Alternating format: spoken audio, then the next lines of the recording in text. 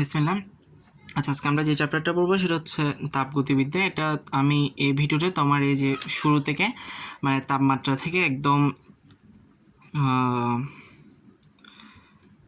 এই যে এখানে তাপগতিবিদ্যার প্রথম সূত্রের আগ পর্যন্ত দেখাই দিব। ঠিক আছে, মানে শুরু থেকে এই ভিডিওতে তাপগতিবিদ্যার প্রথম সূত্রের আগ পর্যন্ত।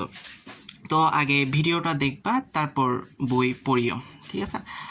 আচ্ছা, প্রথমে হচ্ছে একটু নর্মাল ধারণা দিই। আমরা জানি বা তাপ বা তাপমাত্রা কি, আমরা নর্মালি জানি তাপ হচ্ছে আমার এমন এক প্রকার শক্তি যেটা কি অণুপরমাণুর গতিশক্তির সাথে সম্পর্কিত। আমরা জানি কোনো পদার্থের যখন আমি কি তাপ বাড়াবো তখন কি ওই পদার্থের অণুপরমাণুগুলোর গতিশক্তি বৃদ্ধি পাবে, ওগুলো কাঁপতে থাকে। তো ওগুলো আমরা জানি যে তাপ জিনিসটা কি, তাপ হচ্ছে এক প্রকার শক্তি।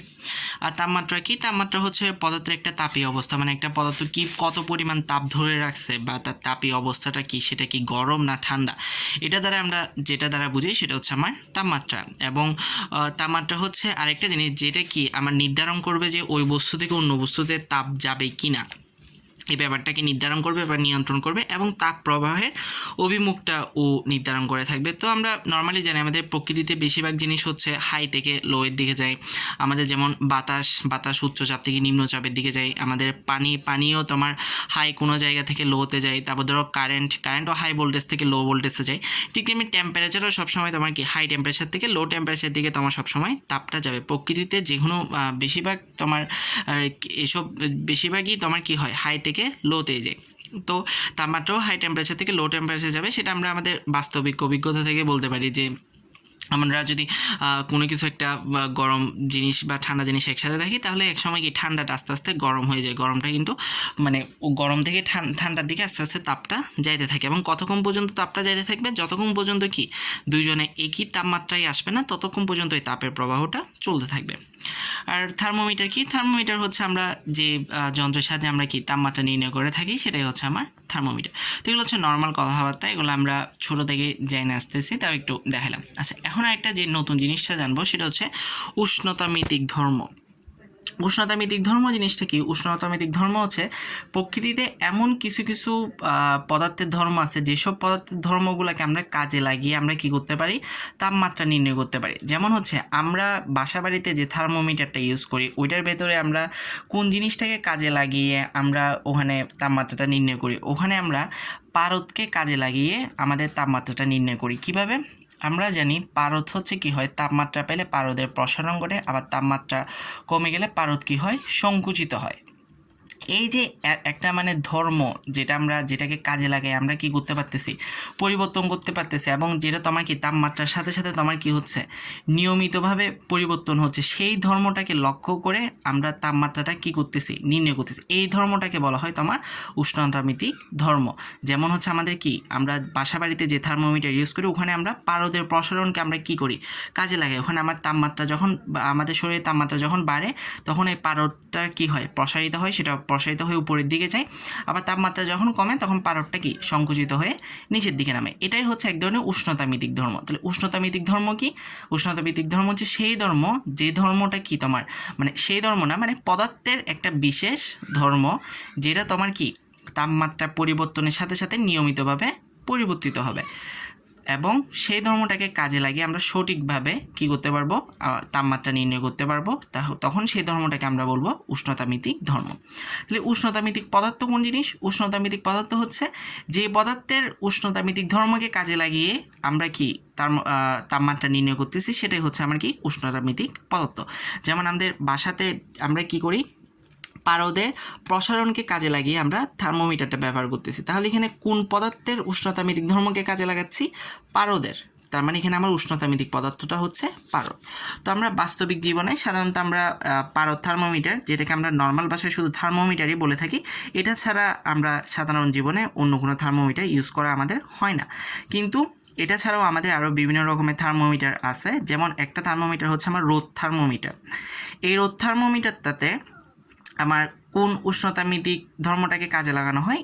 এই রোদ থার্মোমিটারে আমাদের পদার্থের রোদ, এই যে পদার্থের রোধ এই উষ্ণতামিতিক ধর্মটাকে কাজে লাগানো হয়। এই পদার্থের রোধ এটা কীরকম তাপমাত্রার সাথে কীরকম হয়, আমরা হয়তো বা ফিজিক্সের স্থিরতড়িৎ বা চলতড়িৎ হয়তো পড়ে আসছো, চলতড়িৎ হয়তো পড়ে আসছো যে তাপমাত্রা বৃদ্ধি করলে কি পদার্থের রোধ বৃদ্ধি পায়, আবার তাপমাত্রা কমালে পদার্থের রোধ কমে যায়। তার মানে কি এটাও একটা তোমার কি ধর্ম, মানে যে ধর্মটা তোমার কি তাপমাত্রা পরিবর্তনের সাথে সাথে ও কি হচ্ছে নিয়মিতভাবে পরিবর্তিত হচ্ছে। মানে তাপমাত্রা যদি বাড়ায় তাহলে ও বাড়তেছে, তাপমাত্রা কমাইলে ও কমতেছে, মানে তাপমাত্রার সাথে সমানুপাতিকভাবে ও কী হচ্ছে পরিবর্তন হচ্ছে, মানে তাপমাত্রার সাথে ওর নিয়মিতভাবে পরিবর্তন হচ্ছে। এবং এই যে পদার্থের রোধের এই পরিবর্তনটাকে কাজে লাগিয়ে আমরা কি করতে পারি, তাপমাত্রা নির্ণয় করতে পারি। এবং পদার্থের রোধকে কাজে লাগিয়ে যে থার্মোমিটার দিয়ে তাপমাত্রা নির্ণয় করা হয় সেটাকে বলা হয় রোধ থার্মোমিটার। আমরা কখনো হয়তো আবার রোধ থার্মোমিটার দেখা হয় না, কারণ আমাদের বাস্তব জীবনে আমরা পারদ থার্মোমিটার ছাড়া অন্য কোনো থার্মোমিটার আমাদের বাস্তব জীবনে ইউজ করা হয় না। তো অনেক রকম রোধ থার্মোমিটার আছে, অনেক ধরনের রোধ থার্মোমিটার আছে। তার মধ্যে একটা সবচেয়ে যেটা বেশি ইউজ করা হয় সেটা হচ্ছে প্লাটিনাম রোধ থার্মোমিটার। এছাড়া আরও অনেক ধরনের থার্মোমিটার আছে যেগুলো জাস্ট জানার জন্য জেনে রাখো। এক ধরনের থার্মোমিটার আছে সেটার নাম হচ্ছে থার্মোকাপল থার্মোমিটার। এই থার্মোকাপল থার্মোমিটারে কোন উষ্ণতামিতিক ধর্মকে কাজে লাগানো হয়, এই থার্মোকাপল থার্মোমিটারে পদার্থের তাপীয় তড়িৎচালক শক্তি এই ধর্মটাকে কাজে লাগিয়ে তোমার কী করা হয়, তাপমাত্রা নির্ণয় করা হয়। আরেকটা থার্মোমিটার আছে যেটার নাম হচ্ছে কি বিকিরণ পাইরোমিটার। এই থার্মোমিটারে কোন উষ্ণতামিতিক ধর্মকে কাজে লাগানো হয়, আমার বস্তুর বিকিরণ এই উষ্ণতামিতিক ধর্মকে কাজে লাগানো হয়। তাহলে আমার পারদের প্রসারণ, এটার ক্ষেত্রে আমার উষ্ণতামিতিক পদার্থ কি পারদ। আবার পদার্থের রোধ বললাম তো, রোধ থার্মোমিটার অনেকগুলো আছে, যেমন আমার প্লাটিনাম রোধ থার্মোমিটার, এখানে ক্ষেত্রে আমার উষ্ণতামিতিক পদার্থ কি প্লাটিনাম। আবার থার্মোকাপল থার্মোমিটারে, এখানে আমি থার্মোকাপল থার্মোমিটারে দুইটা তোমার কি ধাতব পদার্থ ইউজ করা হয়, তো এখানে আমার উষ্ণতামিতিক পদার্থ কি ওই যে দুইটা ধাতব পদার্থ ইউজ করতেছি সেটা। আবার বিকিরণ পাইরোমিটারে আমার উষ্ণতামিতিক পদার্থ কোনটা, যে বস্তুর বিকিরণকে আমি কি কাজে লাগাচ্ছি সেটা হচ্ছে আমার বিকিরণ পাইরোমিটার। এবং বিকিরণ পাইরোমিটার দিয়ে অনেক বেশি তাপমাত্রা তোমার নির্ণয় করা যায়, প্রায় 500 ডিগ্রি সেলসিয়াসের উপরের তাপমাত্রা তোমার নির্ণয় করা যায়। তো এগুলো মেইনলি অবজেক্টিভের জন্যই লাগে। তোমার অঙ্কের জন্য সবচেয়ে বেশি আসে রোধ থার্মোমিটার। রোধ থার্মোমিটার থেকে অঙ্ক সবচেয়ে বেশি আসে। পারদের প্রসারণ দিয়ে ওরকম খুব একটা অঙ্ক আসে না, তবে রোধ থার্মোমিটার দিয়ে তোমার অঙ্ক সবচেয়ে বেশি আসে।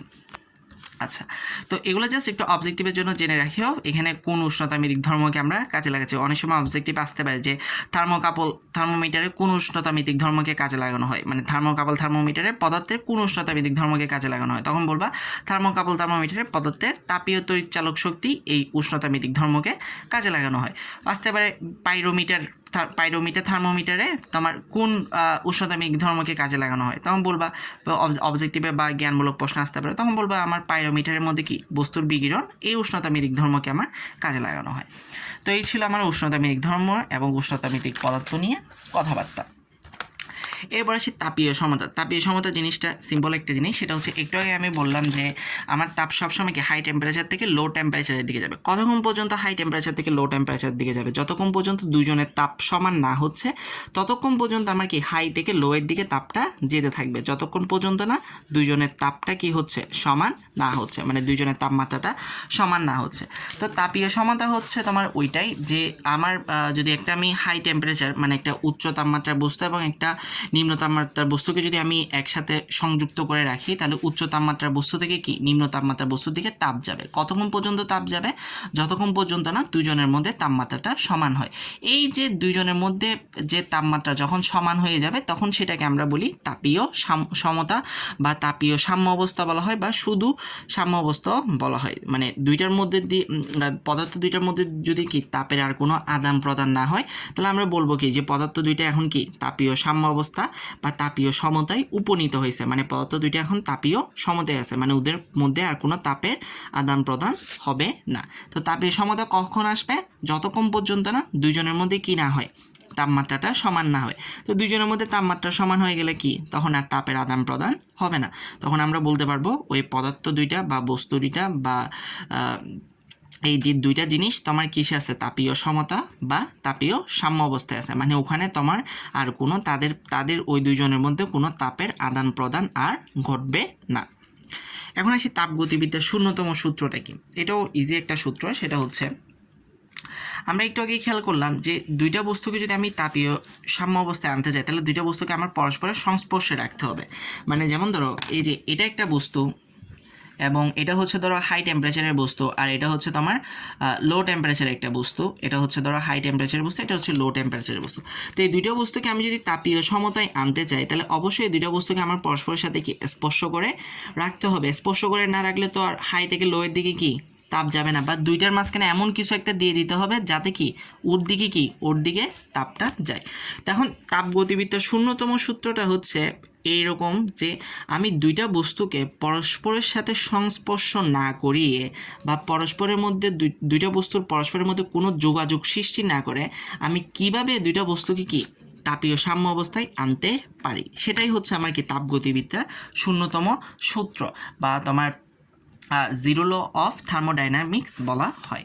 আচ্ছা, তাপগতিবিদ্যা ইংলিশ কিন্তু তোমার থার্মোডাইনামিক্স একটু মাঝে মধ্যে ইংলিশটাও মুখস্থ রাখিও, কাজে লাগে। আবার তাপীয় সমতার ইংলিশ হচ্ছে থার্মাল তোমার ইকুইলিব্রিয়াম, এগুলো একটু মুখস্থ রাখিও, মাথায় রাখিও।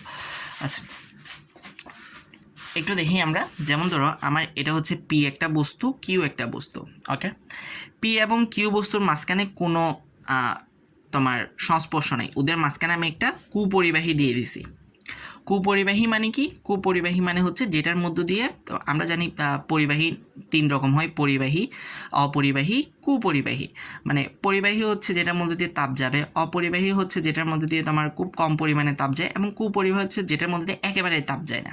ঠিক আছে, তো এটার মাঝখানে আমি একটা কুপরিবাহী কি দেওয়াল দিয়ে রাখলাম পি এবং কিউ এর মাঝখানে, মানে পি থেকে কিউ মানে পি থেকে কিউ এর দিকে কোনো তাপ যাবে না, বা কিউ থেকে পি এর দিকেও কোনো তাপ যাবে না। তাহলে এই অবস্থায় আমি কিভাবে, মানে আমার তো তাপীয় সমতায় বা তাপীয় সাম্য অবস্থায় আনতে হলে তো ওই দুজনকে আমার সংস্পর্শ করে রাখতে হবে, বা দুইজনের মধ্যে আমার যোগাযোগের কোনো একটা ব্যবস্থা থাকতে হবে। কিন্তু এদের দুজনের মাঝখানে আমার কোনো যোগাযোগের ব্যবস্থা নাই। তো আমি দুইটাকে কিভাবে আমি তাপীয় সাম্য অবস্থায় আনতে পারি? একটাই উপায় আছে, সেটা হচ্ছে আমি এই দুইটার সাথে অপর একটা বস্তুকে আমি সংস্পর্শ করে দিতে পারি। তাহলে দেখো পি এর সাথে আর কে সংস্পর্শ আছে, আবার কিউ এর সাথে আর সংস্পর্শ আছে। তার মানে কি একটা সময় পি এবং আর এর মধ্যে তাপের আদান প্রদান হবে, আবার অনুরূপভাবে কিউ এবং আর এর মধ্যেও তাপের আদান প্রদান হবে। তাহলে দেখো পি এবং আর এর মধ্যে তাপের আদান প্রদান হতে হতে একসময় কি পি এবং আর তাপীয় সাম্য অবস্থায় চলে আসবে, আবার কিউ এবং আর এর মধ্যে তাপের আদান প্রদান হতে হতে কিউ এবং আর তাপীয় সাম্য অবস্থায় চলে আসবে। তাহলে খেয়াল করো, পিও আর এর সাথে তাপীয় সমতা বা সাম্য অবস্থায় চলে আসলো, অনুরূপভাবে কিউও আর এর সাথে তাপীয় সমতা বা সাম্য অবস্থায় চলে আসলো। তো এরকম যদি হয় তখন আমি বলতে পারবো কি পি এবং কিউ ওরাও কি একে অপরের সাথে তাপীয় সমতা বা সাম্য অবস্থায় চলে আসবে। এটা অনেকটা আমরা ক্লাস 7-8 সরলরেখার সমান্তরালের সূত্র বলছিলাম ওইটার মতো। যেমন এটা হচ্ছে 3টা সরলরেখা A B C D E F. আমার এ বির সাথে আমার সিডির কোনো সম্পর্ক নেই, দুজনের সাথেই ইএফ এর সম্পর্ক। আমি বললাম কি এ বি হচ্ছে ইএফ এর সমান্তরাল, আবার সিডি হচ্ছে ইএফ এর সমান্তরাল। তখন আমরা আলটিমেটলি বলতে পারি কি যে এ বি আর সিডি কি একে অপরের সমান্তরাল। মানে দুইজনের একে অপরের সাথে কোনো সম্পর্ক নাই, কিন্তু দুইজনের সাথে আরেকজনের সম্পর্ক আছে। তো ওই সম্পর্ক দিয়েই আমি এ বি ইএফ এর সাথে সমান্তরাল, সিডি ইএফ এর সাথে সমান্তরাল, সেই সম্পর্ক দিয়ে আমি বলতে পারি কি এ বি আর সিডি একে অপরের সমান্তরাল। ঠিক তেমনি এটাই হচ্ছে তাপগতিবিদ্যার শূন্যতম সূত্র। মানে এই দুইজনের মধ্যে কোনো সংস্পর্শ নাই বা যোগাযোগ নাই, কিন্তু এই দুইজনকে আমি অন্য একজনের সাথে তাপীয় সাম্য অবস্থা বা সমতায় এনে আমি বলতে পারবো কি এই দুইজনও কি একে অপরের সাথে তাপীয় সমতায় আছে। এটাই হচ্ছে তোমার তাপগতিবিদ্যার শূন্যতম সূত্র, যে দুইটা বস্তুর মধ্যে কোনো সংস্পর্শ নাই, কোনো যোগাযোগ নাই, কিন্তু দুইটা বস্তু যদি তৃতীয় কোনো বস্তুর সাথে তাপীয় সমতা বা তাপীয় সাম্য অবস্থায় থাকে, তাহলে আমরা বলতে পারবো কি এই বস্তু দুইটাও একে অপরের সাথে কি আছে, ওদের মধ্যে যোগাযোগ না থাকা সত্ত্বেও ওরা একে অপরের সাথে তাপীয় সাম্য অবস্থায় আছে। এটাই হচ্ছে তাপগতিবিদ্যার শূন্যতম সূত্র বা তোমার জিরো ল অফ থার্মোডাইনামিক্স। ওকে, আচ্ছা, তো এখান থেকে তোমার তাপগতিবিদ্যার শূন্যতম সূত্র থেকে আমি তাপমাত্রার সংজ্ঞাটাকে আরেকবার অন্যভাবেও দেওয়া যায়। মানে তাপমাত্রার সংজ্ঞা তো একটা এখানে বলছি, আবার তাপগতিবিদ্যার শূন্যতম সূত্র থেকেও তাপমাত্রার একটা সংজ্ঞা দেওয়া যায়। সংজ্ঞাটা হচ্ছে প্রত্যেকটা বস্তুর মধ্যে এমন একটা ধর্ম থাকবে যে ধর্ম সাথে যদি অন্য একটা বস্তুর ধর্ম মিলে যায়, তাহলে আমরা বলতে পারবো কি বস্তু দুইটা তাপীয় সাম্য অবস্থা আছে। তো আমরা কখন কোন ধর্ম, দুইটা বস্তুর মধ্যে কোন ধর্ম মিলে গেলে আমরা ওই বস্তু দুইটাকে কি তাপীয় সাম্য অবস্থায় আছে বলি? বস্তুর তাপমাত্রা যখন মিলে যায়। ঠিক আছে। তো এখান থেকেও আমি কি তাপগতিবিদ্যার শূন্যতম সূত্র থেকেও আমি তাপমাত্রার কথার সংজ্ঞা দিতে পারি, এবং তাপগতিবিদ্যার শূন্যতম সূত্র এটা ইম্পর্টেন্ট আছে বিশেষ করে তোমার অনুধাবনমূলক প্রশ্নের জন্য। তো একটু বুঝিও, অনুধাবনমূলক প্রশ্ন আসলে অবশ্যই বইয়ের মধ্যে যেভাবে চিত্র আছে ওইভাবে চিত্রটা এঁকে দিও এবং ওইভাবে বলে দিও যে এই দুইজনের মধ্যে কোনো সংস্পর্শ নেই, কোনো যোগাযোগ নেই, কিন্তু এই দুইটা বস্তুর সাথে তৃতীয় একটা বস্তুর তাপীয় সাম্য অবস্থায় থাকার কারণে আমরা বলতে পারবো কি এই দুইটা বস্তুও কি একে অপরের সাথে তাপীয় সাম্য অবস্থা বা তাপীয় সমতায় আছে। ওকে, এরপর হচ্ছে তাপমাত্রার ধারণা। তোমার বইয়ে যে টপিকটা আছে সেটা আমি বলছি একটু আগে, যে তাপমাত্রা বলতে কোনো বস্তুর তাপের অবস্থা বা উত্তাপের অবস্থাটা বোঝায়, মানে স্পর্শগুলো এটা ঠান্ডা না গরম, এই কথাগুলো তুমি নিজে দেখলে পারবা। আচ্ছা, এরপর তোমার এখানে তাপমাত্রার ধারণার মধ্যে নিচের মধ্যে যেসব কথা বলা আছে, বিকিরণ, পাইরোমিটার, প্লাটিনাম, রোদ থার্মোমিটার, এগুলো আমি একটু আগেই তোমাকে বলছি, তুমিও একটু দেখে নিও, ঠিক আছে। আচ্ছা, এখন এই জিনিসটা একটু দেখাই আমি, তাপমাত্রার পরিমাপে বিভিন্ন স্কেলের মধ্যে সম্পর্ক। আচ্ছা, আমরা জানি আমাদের তাপমাত্রার 3টা স্কেল আছে, একটা অনেকগুলোই স্কেল থাকে, আমরা সাধারণত 3টা স্কেল ইউজ করি, সেলসিয়াস স্কেল, ফারেনহাইট স্কেল এবং কেলভিন স্কেল। আচ্ছা, এর মধ্যে আমরা এই জিনিসটা মানে এখান থেকে তোমার প্রচুর অঙ্ক আসে, সেটা হচ্ছে এই যে এই স্কেল 3টা দিয়ে। তো স্কেল 3টা দিয়ে অঙ্কগুলো করার আগে কয়েকটা জিনিস দেখে নিই, সেটা হচ্ছে প্রথম হচ্ছে নিম্ন স্থির বিন্দু বা বরফ বিন্দু বা আইস পয়েন্ট, এটা কি? এটা হচ্ছে যে তাপমাত্রায় তোমার গলন্ত বরফ এবং পানি তোমার কি থাকবে, তাপীয় সাম্য অবস্থায় থাকে, সেটাই হচ্ছে তোমার কি নিম্ন স্থিরবিন্দু বা বড় বিন্দু বা আইস পয়েন্ট, যেটাকে টিটা আইস দ্বারা প্রকাশ করা হয়। এবং আমরা জানি কোন তাপমাত্রায় আমার বরফ কি গলতেও শুরু করে, পানি অবস্থায়ও থাকে, মানে গলন্ত বরফ এবং পানি তাপীয় সাম্য অবস্থায় থাকে, মানে কোন তাপমাত্রায়, মানে বরফও আছে পানিও আছে। আমরা জানি বরফ যখন গলতে শুরু করে তখন মানে বরফের গলনাঙ্ক যখন 0 ডিগ্রি সেলসিয়াস হয়, তো এটা সেলসিয়াস স্কেলে 0 ডিগ্রি। আমরা যখন এটা ফারেনহাইট স্কেলে নিই তখন সেটা হয় 32 ডিগ্রি ফারেনহাইট, আর এটা যখন আমরা কেলভিন স্কেলে নিই তখন সেটা হয় 273 কেলভিন। এটাকে টিটা আইস দ্বারা প্রকাশ করা হয়। এরপর হচ্ছে উদ্দীস্থিরবিন্দু বা বাষ্পবিন্দু বা স্টিম পয়েন্ট, এটা কি? এটা হচ্ছে যে তাপমাত্রায় ফুটন্ত পানি ও জলীয় বাষ্প সাম্য অবস্থায় থাকে। তো কোন অবস্থায় তোমার পানিও ফুটতেছে, জলীয় বাষ্প হচ্ছে, মানে দুইটার মধ্যে সাম্য অবস্থা আছে, কোন অবস্থায়? যে তাপমাত্রায় পানি ফুটা শুরু করে, মানে পানির স্ফুটনাঙ্ক যে তাপমাত্রায় থাকে, তো সেটা আমরা জানি 100 ডিগ্রি সেলসিয়াস, ফারেনহাইটে নিলে 212 ডিগ্রি ফারেনহাইট, আর যদি ক্যালভিনে নিই তাহলে 373 ডিগ্রি ক্যালভিন। তো 3টা স্কেলেই মনে রাখবা যে তোমার বড় বিন্দু বা এস পয়েন্ট, নিম্ন স্থিরবিন্দু 3টা স্কেলে মনে রাখবা। অনুরূপভাবে উত্তর স্থিরবিন্দু বা বাষ্পবিন্দু বা স্টিম পয়েন্টও 3টা স্কেলে মনে রাখবা। আচ্ছা, এখন আসি আমরা উষ্ণতামিতিক ধর্ম দিয়ে তাপমাত্রা কিভাবে পরিমাপ করব, মানে কোন একটা পদার্থের উষ্ণতামিতিক ধর্ম দিয়ে আমরা কীভাবে তাপমাত্রা পরিমাপ করতে পারি। এর মধ্যে আমরা উষ্ণতামিতিক ধর্ম দেখছি কিন্তু অনেকগুলাই। তো এখানের মধ্যে আমি তোমাকে বলে দিচ্ছি যে এইগুলো দিয়ে তোমার পরীক্ষার মধ্যে আসে না, তোমার পরীক্ষায় আসলে পারদের প্রসারণ দিয়ে আসে এবং পদার্থের রোধ দিয়ে আসে, এবং পারদের প্রসারণ দিয়ে খুবই কম আসে, সবচেয়ে বেশি আসে পদার্থের রোধ দিয়ে। আচ্ছা, একটু খেয়াল করি, সেটা হচ্ছে আমার টিটা আইসে, টিটা আইস মানে কি আমরা একটু আগে দেখছি নিম্ন স্থিরবিন্দু বা বরফ বিন্দু, যেটা আমার সেলসিয়াস স্কেলে এত, ফারেনহাইটে এত, ক্যালভিনে এত। ওকে, টিটা আইসে কোন একটা পদার্থের উষ্ণতামিতিক ধর্ম হচ্ছে এক্স আইস, টিটা স্টিমে কোন একটা পদার্থের উষ্ণতামিতিক ধর্ম হচ্ছে এক্স স্টিম, এবং আমি যে তাপমাত্রাটা আমার নির্ণয় করব সেই তাপমাত্রাটা হচ্ছে টিটা। সূত্রটা মনে রাখবা, theta minus theta ice divided by theta steam minus theta ice, x theta minus x ice, x theta minus x ice. এখন হয়তো বা মনে হতে পারে কী বলতেছে এগুলো, টিটা আইস, এক্স আইস, টিটা স্টিম, একটু দেখি। সেটা হচ্ছে যেমন ধর টিটা আইস তো মানে এক স্কেলের জন্য এক একটা, সেলসিয়াসের জন্য 0, ফারেনহাইটের জন্য 32, কেলভিনের জন্য 273।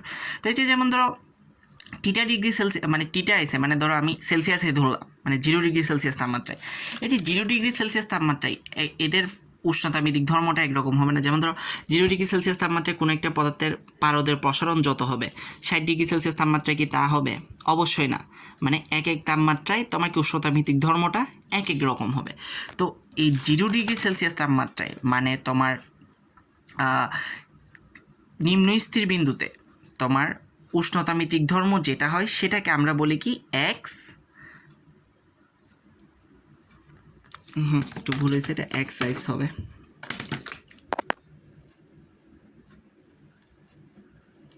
আচ্ছা, আমার নিম্ন স্থিরবিন্দুতে আমার যে উষ্ণতামিতিক ধর্মটা আমি পাই, নিম্ন স্থিরবিন্দুতে আমার উষ্ণতামিতিক ধর্ম যে কোনো কিছু হইতে পারে, আবার বলতে সেটা আমার পারদের প্রসারণ হইতে পারে, সেটা আমার পদার্থের রোধও হইতে পারে, কোনো সমস্যা নাই। তো নিম্ন স্থিরবিন্দুতে আমি যে উষ্ণতামিতিক ধর্মটা পাবো সেটাকে আমরা বলবো এক্স আইস। তো আমি এখানে উষ্ণতামিতিক ধর্ম পারদের প্রসারণকেই ধরে নিছি। আবার ঊর্ধ্ব স্থিরবিন্দুতে আমি যে উষ্ণতামিতিক ধর্মটা পাবো আমি ধরে নিলাম পারদের প্রসারণ, সেটাকে আমরা বলতেছি এক্স স্টি। এটাই সিম্পল কথা, অঙ্ক করলে আরও ক্লিয়ার হয়ে যাবে। ঠিক অনুরূপভাবে আমি পারদের প্রসারণকে তো আমি তো বললামই যে এই দুইটাই আসে পরীক্ষায়, এই দুইটাই আসে, একটা হচ্ছে পদার্থের প্রসারণ, একটা হচ্ছে পদার্থের রোধ। তো পারদের প্রসারণটা দেখালাম, এখন পদার্থের রোধ সেম জিনিস। টিটা এসে পদার্থের রোধকে তুমি কি বলবা? এক্স আইস, মানে এটাও তো একটু উষ্ণতাভিত্তিক ধর্ম। আর টিটা স্টিমে পদার্থের রোধকে বলবা এক্স স্টিম। তো আমার বইয়ের মধ্যে রোধ লেখা আছে বিদায় তোমার এখানে আর ইউজ করছে, রোধ ইংলিশ হচ্ছে রেজিস্ট্যান্স, রেজিস্ট্যান্সে আর ইউজ করছে, মানে এটাকে তোমার আর জিরো বা তোমার আর আইস লিখছে তোমার বইয়ের মধ্যে, আর এটাকে হয়তো বা আর 100 বা আর স্টিম লিখছে, ঠিক আছে? তো এটা কোনো সমস্যা না, আমার মতে তুমি আর ইউজ না করে তুমি এক্সই ইউজ করিও, সব কিছুর জন্যই এক্স ইউজ করিও, মানে উষ্ণতামিতিক ধর্মের জন্যই, যে কোনো উষ্ণতামিতিক ধর্মের জন্যই তুমি এক্স ইউজ করবা। সেটা হচ্ছে সেটা তোমার পারদের প্রসারণ বলুক উষ্ণতামিতিক ধর্ম, অথবা তোমার কি বলুক পদার্থের রোধই বলুক, ঠিক আছে? তুমি সেটা এক্স ইউজ করিও, অনেক সময় না হয় গন্ডগোল লেগে যাবে। তুমি যদি দুইটার জন্য দুইটা আলাদা ইউজ করো, পারদের প্রসারণের জন্য তুমি যদি এক্স ইউজ করো, আবার তুমি যদি পদার্থের রোধের জন্য আর ইউজ করো, তাহলে গন্ডগোল লেগে যাবে। তো সেই কারণে দুইটা আলাদা আলাদা ইউজ না করে বইয়ে তোমার রোধেরটা আলাদা করে আর লিখছে, এক্স না লিখে আর লিখছে, মানে এই যে সূত্রের মধ্যে আমরা এক্স লিখছি না, তো যখন রোধ থার্মোমিটার যখন কথাটা ইউজ করা হয়েছে তখন এক্স না লিখে আর লিখছে, এটাই পার্থক্য। তো আমার কথা হচ্ছে তুমি আর ইউজ না করে সেটা তুমি এক্স ইউজ করিও। আর টিটা মানে যে তাপমাত্রাটা নির্ণয় করবো সেটা হচ্ছে টিটা তাপমাত্রায় পদার্থ উষ্ণতামিতিক ধর্মকে আমরা এক্স টিটা, বা তোমার বইয়ের মতো তুমি চাইলে রোধ বললে আর টিটা বলতে পারো। আচ্ছা, আমরা একটা অঙ্ক দেখি, হয়তো মাথা ঘুরতে চায়, একটা অঙ্ক দেখলে একদম ক্লিয়ার হয়ে যাবে, একটু অঙ্কটা খেয়াল করো। যেমন হচ্ছে ধরো আমি বললাম যে ফারেনহাইট স্কেলে বরফ বিন্দুতে পারদের প্রসারণ হচ্ছে এত মিটার, বাষ্প বিন্দুতে এত মিটার হলে কোন তাপমাত্রায় প্রসারণ এত মিটার হবে। আচ্ছা ওকে, আমার এখন সূত্রের জন্য আমরা সূত্রটা হচ্ছে এটা, আমার সূত্রের জন্য কি কি লাগবে, আমার এখানে টিটা বের করতে বলছে, মানে কোন তাপমাত্রায় প্রসারণ এত হবে। তো দেখি আমরা ফারেনহাইট স্কেলে বরফ বিন্দু, তো ফারেনহাইট স্কেলের বরফ বিন্দু আমরা জানি টিটাএস হচ্ছে 32 ডিগ্রি ফারেনহাইট। ফারেনহাইট স্কেলের আমরা বাষ্পবিন্দু আমরা জানি টিটা স্টিম হচ্ছে 212 ডিগ্রি ফারেনহাইট। তো আমি বললাম একটু আগে যে তোমার বরফ বিন্দুতে তোমার যে উষ্ণতামিতিক ধর্ম থাকবে, এখানে উষ্ণতামিতিক ধর্ম কোনটা বলা হয়েছে? পারদের প্রসারণ। বরফ বিন্দুতে যে উষ্ণতামিতিক ধর্ম হচ্ছে সেটা হবে এক্স আইস, বাষ্পবিন্দুতে যে উষ্ণতামিতিক ধর্ম থাকবে সেটা হচ্ছে এক্স স্টিম। তাহলে এখানে X ice is equal to কত? 0.0015 meter, X steam is equal to কত? 0.12 মিটার। এবং যে তাপমাত্রাটা আমার নির্ণয় করতে হবে মানে টিটা, ঠিক আছে, ওই টিটা তাপমাত্রায় আমার যে উষ্ণতামিতিক ধর্ম থাকবে সেটাকে আমরা বলবো এক্স টিটা। তো কোন তাপমাত্রায় প্রসারণ এত মিটার হবে, তার মানে ওই যে অন্য তাপমাত্রাটা মানে তৃতীয় তাপমাত্রাটা, মানে তোমার বরফ বিন্দু এবং বাষ্পবিন্দু বাদে অন্য যে তাপমাত্রা মানে যেটা আমার নির্ণয় করতে হবে সে তাপমাত্রায় যেটা তোমার উষ্ণতামিতিক ধর্ম থাকবে সেটাকে আমরা ধরবো এক্স টিটা। আশা করি বুঝছো। তো এক্স টিটা ইজ ইকুয়াল টু কত দেওয়া আছে? 0.02 মিটার। তাহলে আমার টিটার মান বের করতে হবে। তো টিটার মান এখন আমি এই সূত্র থেকে বের করে ফেলতে পারি, এই সূত্রে আমার সব কিছু জানা আছে, শুধু টিটাটা বের করতে হবে। তো আমরা জানি লিখলাম, আমি জাস্ট মানগুলো এখন কি বসে দিলাম, মানগুলো বসে দিয়ে আমি টিটার মানটা নির্ণয় করে ফেললাম, মানে আমার 60.8 ডিগ্রি ফারেনহাইটেই আমার এই পারদের প্রসারণটা কত হবে? 0.02 মিটার হবে। তো দেখলে পারতেছো। তো একটা জিনিস খেয়াল করো, সেটা হচ্ছে তোমার যে স্কেলই দেওয়া থাক না কেন, তোমার ফারেনহাইট স্কেল দেওয়া থাকুক, তোমার কেলভিন স্কেল দেওয়া থাকুক, বা তোমার সেলসিয়াস স্কেল দেওয়া থাকুক, যে স্কেলই দেওয়া থাকুক না কেন তুমি কিন্তু এই দুইটার মান জানো, মানে বরফ বিন্দু বাষ্পবিন্দু তুমি এই দুইটা মান জানো। তোমার কিন্তু পরীক্ষার মধ্যে এই 4টা মান তোমার লাগতেছে, এই 4টা মানের মধ্যে যে কোনো 3টা মান জানা থাকলে তুমি অপর মানটা তুমি বের করে ফেলতে পারতেছো। যেমন এখানে এই 4টা মানের মধ্যে এটা হচ্ছে তোমার কি বরফ বিন্দুতে উষ্ণতামিতিক ধর্ম, এটা হচ্ছে তোমার বাষ্পবিন্দুতে উষ্ণতামিতিক ধর্ম, আর এটা হচ্ছে অন্য তাপমাত্রাটা মানে যে তাপমাত্রাটা নির্ণয় করবো সে তাপমাত্রাই উষ্ণতামিতিক ধর্ম, আর এটা হচ্ছে ওই যে ওই তাপমাত্রা টিটা। তো এই 4টার মধ্যে তোমার যদি 3টা দেওয়া থাকে তাহলে তুমি অন্যটা বের করতে পারতেছো, কেন তোমার স্কেল যেটাই থাকুক তুমি এই দুইটা কি জানো। তো অনেক সময় পরীক্ষায় তাপমাত্রা দেওয়া থাকে x-টিটার মানটা বের করতে পারে, তো পারবা না? অবশ্যই পারবা। তোমার এই তো দেখতেছো 4টার মধ্যে তোমার 3টা জানা থাকলে অপরটা তুমি পারতেছো সূত্র ইউজ করে। তো এখন তুমি এখানে বাড়ির কাজ থাকবে, সেটা হচ্ছে এই যে অঙ্কটা, এটা তো আমি ফারেনহাইট স্কেলে করলাম, তুমি এখন সেলসিয়াস এবং কেলভিন স্কেলে অঙ্কটা করবা। সব কিছুই তোমার সেম, শুধু এখানে তোমার মানটা কি করে দিতে হবে, পরিবর্তন করে দিতে হবে। সেলসিয়াস স্কেলে টিটা আইস হবে 0 ডিগ্রি সেলসিয়াস, আর টিটা স্টিম হবে তোমার 100 ডিগ্রি সেলসিয়াস। ঠিক অনুরূপভাবে তুমি যখন কেলভিন স্কেলে করবা তখন টিটা আইস হবে 273 কেলভিন, আর টিটা স্টিম হবে তোমার 373 কেলভিন। এটাই পার্থক্য, বাকিগুলো সব সেম। তুমি টিটার মানটা সেলসিয়াস এবং ফারেনহাইট স্কেলে নির্ণয় করবে। এটা থাকলো তোমার বাড়ির কাজ। আচ্ছা, আমরা পারদের প্রসারণ দিয়ে দেখছি, এখন আমরা রোধ দেখব, পদার্থের রোধ কী বলা আছে দেখো। সেলসিয়াস স্কেলে প্লাটিনাম রোধ থার্মোমিটারে বরফ বিন্দুতে রোধ হচ্ছে এত ওহম, বাষ্প বিন্দুতে রোধ হচ্ছে 3.53 ওহম। আশা করি ওহম মানে চিনো, এটা রোধ নির্ণয়ের একক।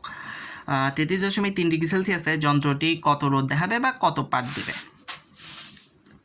তো আমরা জানি সেলসিয়াস স্কেলে টিটা এস জানি, টিটা স্টিম জানি। তো এখানে দেখো বরফ বিন্দুতে দেওয়া আছে, তার মানে এক্সএস হচ্ছে কত 2.57 ওহম। বাষ্প বিন্দুতে দেওয়া আছে, তার মানে এক্স স্টিম হচ্ছে এত, এবং 33.3 ডিগ্রি সেলসিয়াসে, তার মানে অন্য তাপমাত্রাটা আমার কি টিটা ইজ ইকুয়াল টু 33 এত ডিগ্রি।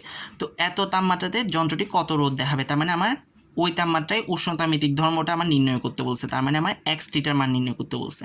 তাহলে দেখো এটার মধ্যে পার্থক্যটা কী ছিল, এটার মধ্যে পার্থক্য ছিল, এটাতে তো আমার x-টিটা দেওয়া ছিল কিন্তু টিটা নির্ণয় করতে হয়েছে, কিন্তু এখানে দেখো এখন টিটা দেওয়া আছে, x-টিটা নির্ণয় করতে হচ্ছে। তো আমি এটা একটু আগে বললাম যে তোমার এই 4টার মধ্যে তোমার 3টা দেওয়া থাকলে তুমি অপরটা কি ইজিলি নির্ণয় করতে পারতেছো। তো এখন আমি জাস্ট সূত্রটা বসাই দিলাম, আমরা জানি এত লিখছি, সূত্রটা অবশ্যই মাথায় রাখবে, ঠিক আছে? সূত্রটা মাথায় রাখবে, সূত্রটা মাথায় থাকলেই হয়ে যাবে। এখন জাস্ট আমি মানগুলো বসাই দিয়ে আমি x-টিটার মানটা নির্ণয় করছি।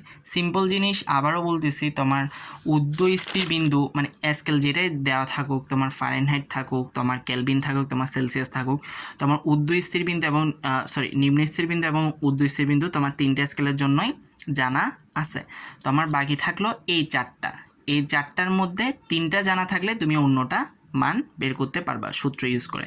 তোমার যেমন এখানে টিটার মান বের করছো, এখানে তুমি x-টিটার মান বের করছো, তো পারবা ইনশাল্লাহ।